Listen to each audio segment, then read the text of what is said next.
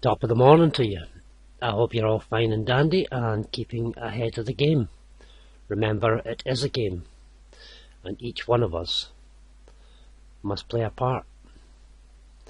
So we're continuing on looking at starports, star citadels and ancient salt waterways.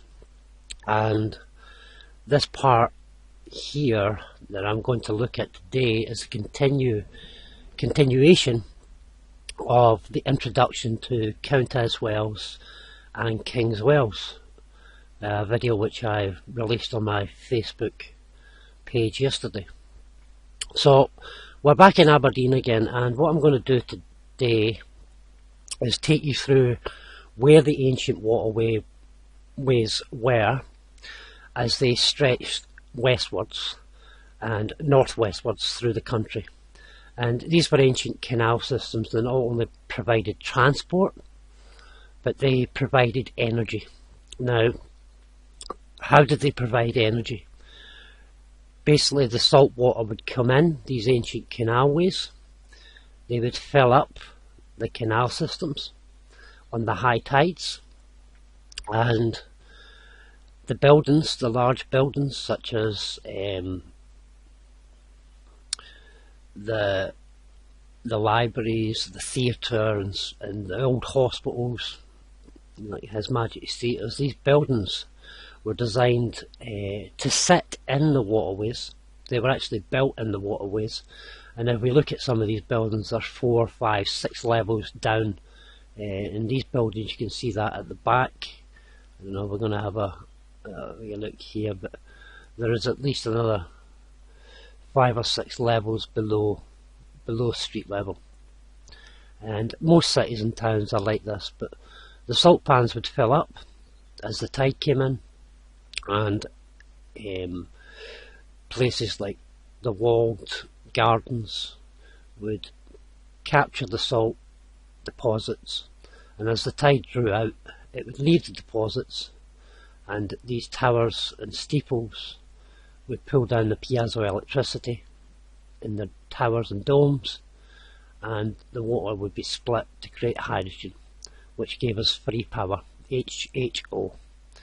So we're going to go back to the harbour of Aberdeen because there's a lot to see in Aberdeen. So if I turn back round again, what we're looking at here is Aberdeen Harbour.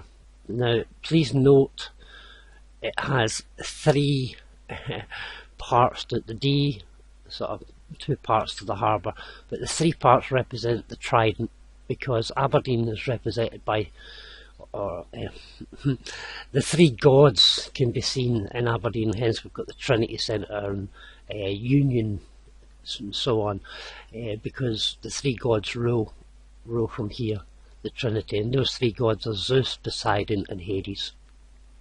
So this here is completely man-made. We're in Aberdeen Harbour, and this is all concrete.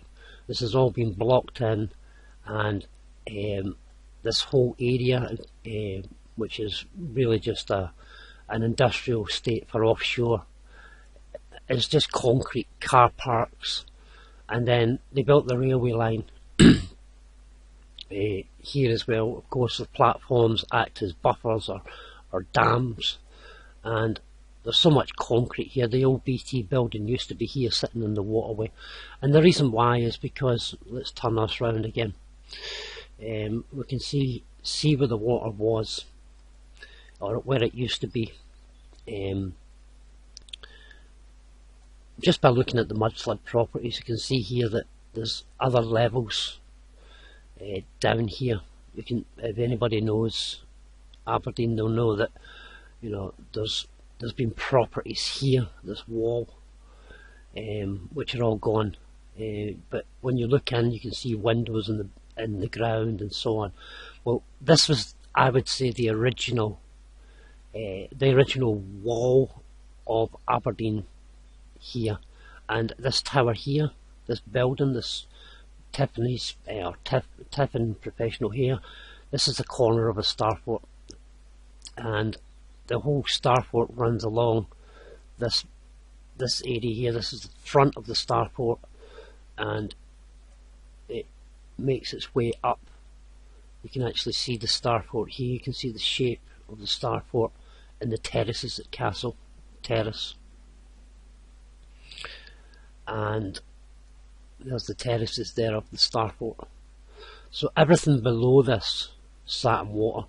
And if you're familiar with Aberdeen, you'll know that Castle Hill and Castle Gate, Commerce Street, Virginia Street, these are all terraces. Marischal Street is all mud flooded, for those who know the area. There's been quite a few videos done on the mud floods in this area. I'm not going to go dropping down looking at the mud floods. We'll have a quick look, but you see the windows are all below.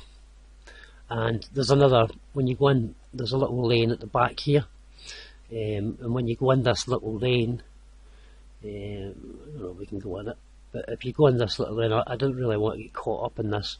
There's another 2 or maybe 3 levels down below that.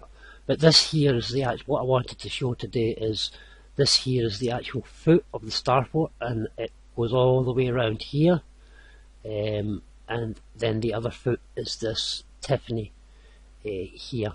So this is the foot of the starfort, and then the walls of the starfort and the canals, of course, what we call Bridge Street today. This here would have been a deep canalway into the gardens here. And the salt pans would have come in. The Denbourne Gardens are the old canal, and the Union Terrace Gardens. Sorry, the Union Terrace Gardens is part of the old canal that fed around this big starfort. So you've got the foot of the starfort here. The wall, Denbourne Road becomes part of the wall, and then you've got the academy. You've got, what's the name of this again? The War Museum, what's it? Cowdray Hall. This is again another foot of the starfort here, and this goes round to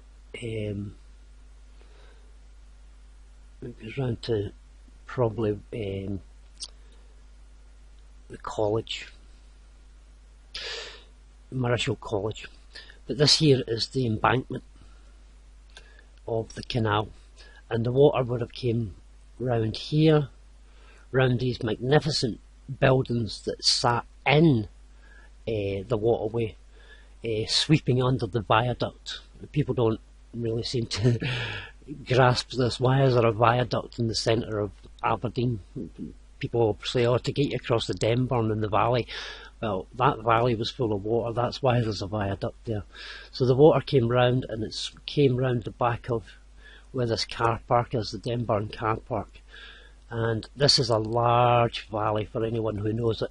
And the reason why we see so many green areas is because they couldn't build in them for a long time. It was swamp.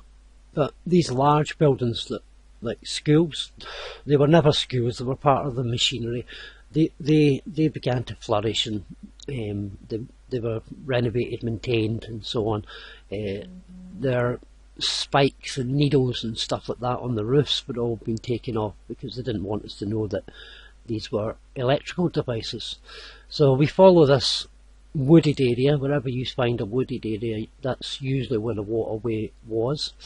And this wooded area takes us through Aberdeen Grammar School, which I have a few friends who went to Aberdeen Grammar.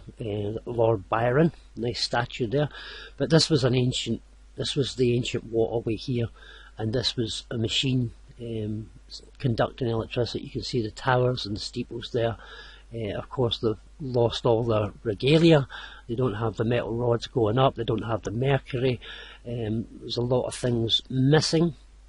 They now have things like tin and lead roofs, which it wouldn't have been before. It would have been conductive metals to pull the electricity from the ether. So this waterway continues, and these are all new houses. When I say new houses, I'm talking about the 1920s, 30s and 40s. These were all put in. Some properties on there are older, but most of the other properties in this ancient waterway which have been built, these newer properties, just to fill up the spaces and to make it look residential. But some original buildings here, some older buildings, would have been originally there sitting in the waterway. or the in the waterways. So we're down Queen's Lane and we're now at Forest Avenue. The water continued down this area, straight down. You can see all the trees. We're following the burn of Ruby's Law, so you can see all the trees here. Again, wherever you find trees is where the waterways were. So there's a branch that breaks off round that way, and this Harlaw playing fields again was a massive waterway. Now the waterways have been drained and went down and down and down. These were really wide waterways.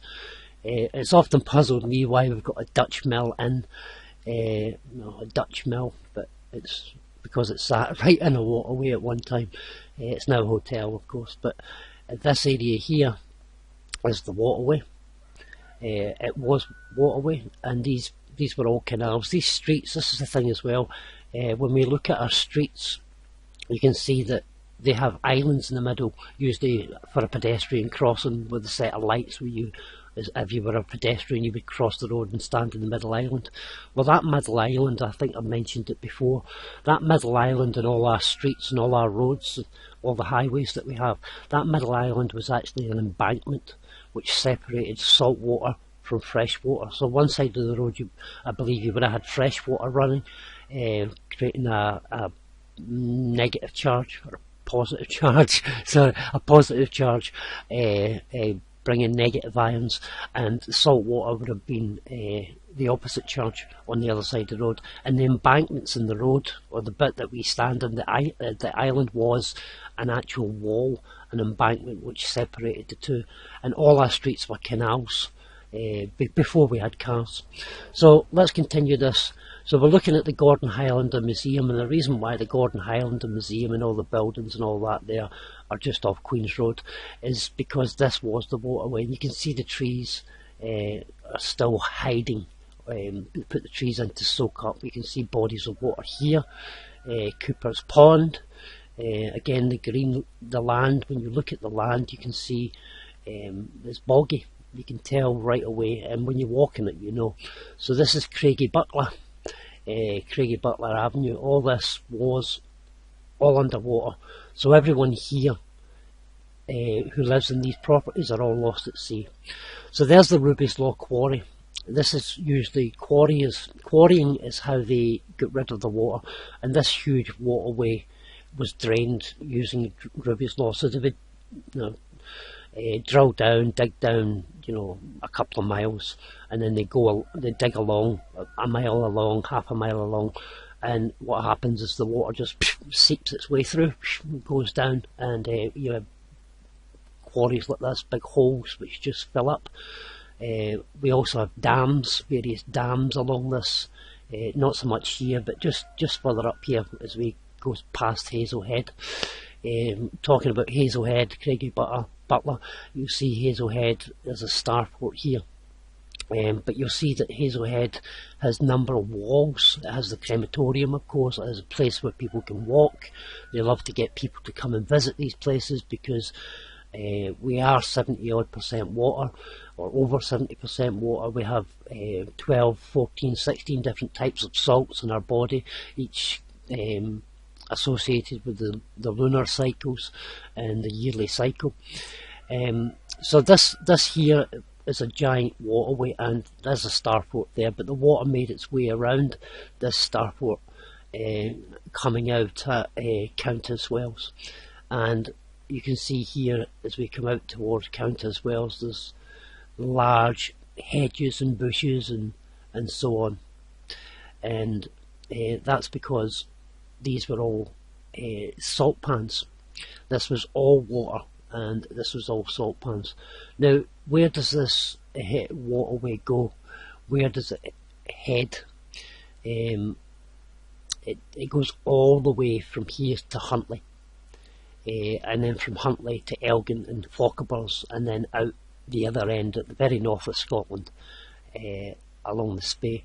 And what we're going to do here is show that this here was all ancient waterways. We still have bodies of water here and there.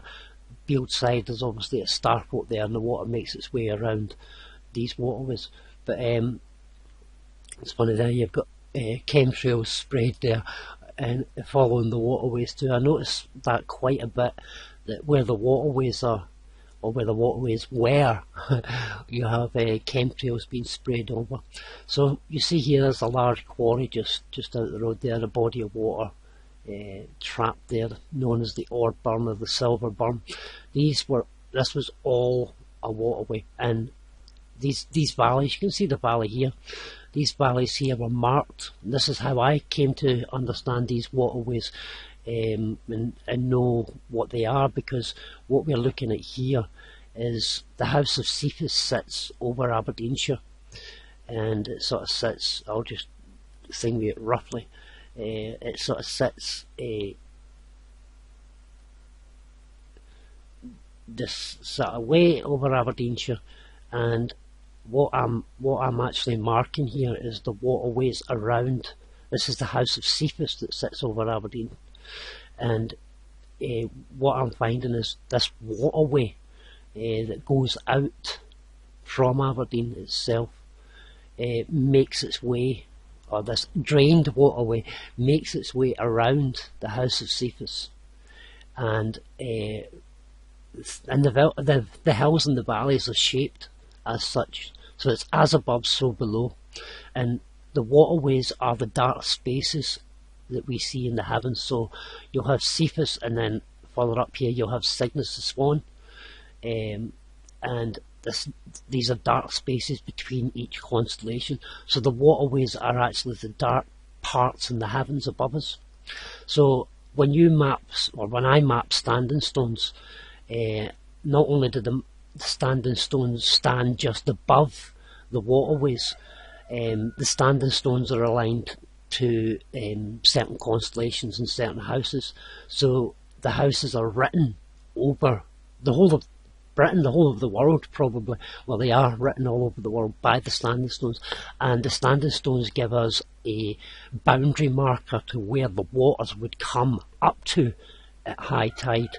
And of course the stones themselves would absorb the energy and bring that energy into the mound or the hill, and these hills were normally pyramids, as I'm finding out. So the waterway come all the way out here, and if you're familiar with Kingswells, you'll know the area very well. You'll know that if you're familiar with it, you'll know that there's a very large wall that sits at the back of Kingswells, which was the first video that I done. This wall goes all the way to Afford. It can be found if you're driving out towards Afford on this road. You can see the wall all the way out. The question is, what was this wall? Well, as I explained in the first video, the wall actually was a canal system that took the water out. And when we get to Echt and Dunecht, what we're seeing is dams. So you have, next to the stone circles you have the dams.